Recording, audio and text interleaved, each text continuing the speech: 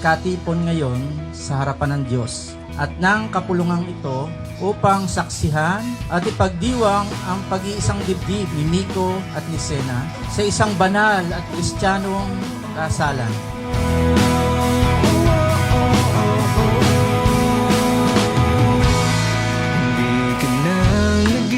Ngayon naramdaman ko may halo ng kaba pero excited.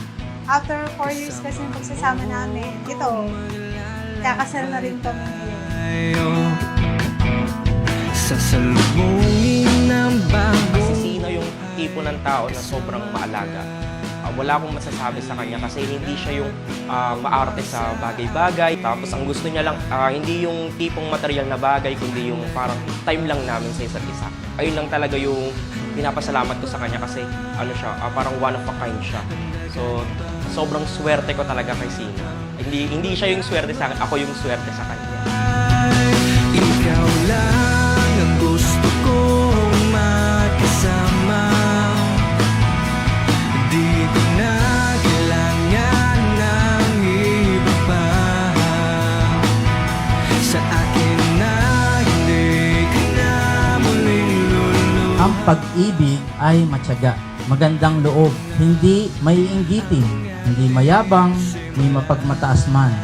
Ang pag-ibig ay matiisin, mapagtiwala, puno ng pag-asa, at nagtitiyaga hanggang wakas.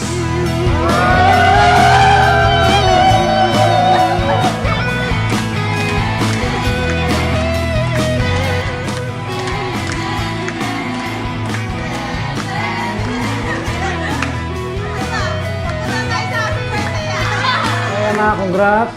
Ito yung inaantay-antay mo ng pinakamatagal, natupadin. Congratulations sa inyo ni Sina. Thank you. Anak, I will always be here for you, for Sina, and sa akin na po na si Linda. Thank you, love you. Maglakbay, ikaw lang ang gusto kong makasama. Di ko na kailangan ng iba pa. Sa akin na hindi ka na muling luluwa. Ito na ang ating simula. Ito na. Love is unconditional. Love is forgiving. Love is sacrificial. Kapag nagmamahal ka, dapat handa kang magpatawad.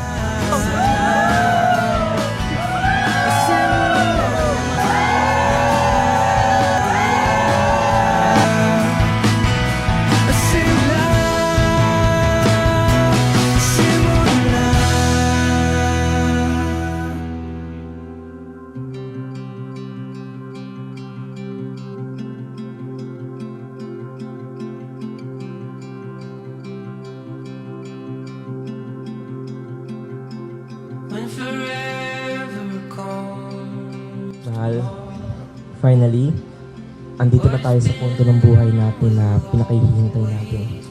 Alam nating parehas na sobrang unexpected ng pagtatagpo natin at isang bagay na hindi natin inaakalang aabot sa ganito. We've been through a lot. Alam mo yan. Malayo pa tayo pero ang layo na nang narating natin.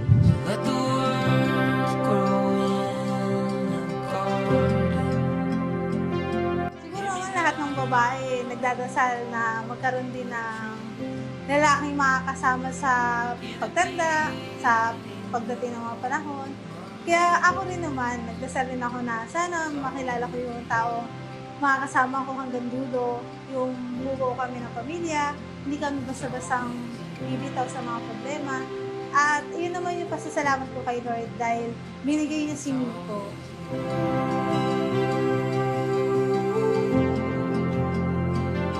Like the sun.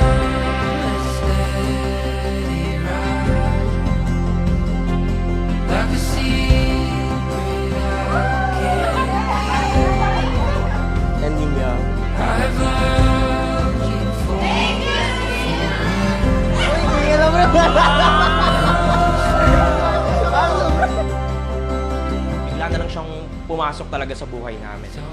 Nakasulubong ko lang talaga siya dati, tapos after that, biglang nagkamabutihan na talaga, tapos hindi ko talaga siya inas kay Lord whatsoever. Talagang pusa siyang binigay ko.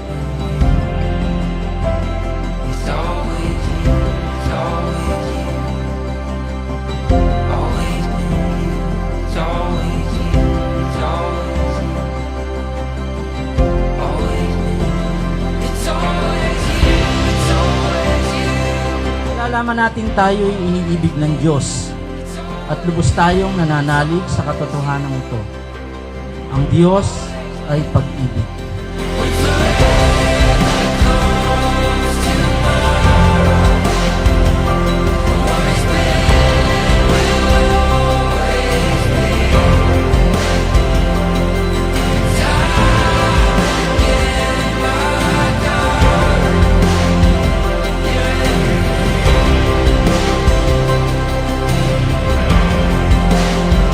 It's always you, it's always you. Always been you, it's always you. Gagawin ko na mamahalin ko kayong dalawa ni Ethan, aalagaan at susuportahan ka hanggang sa dulo, sa hirap man o sa ginhawa. Basta tandaan mo na kahit na ba malabo yung ilog o mataas man ang bundok, nandito lang ako para sa'yo.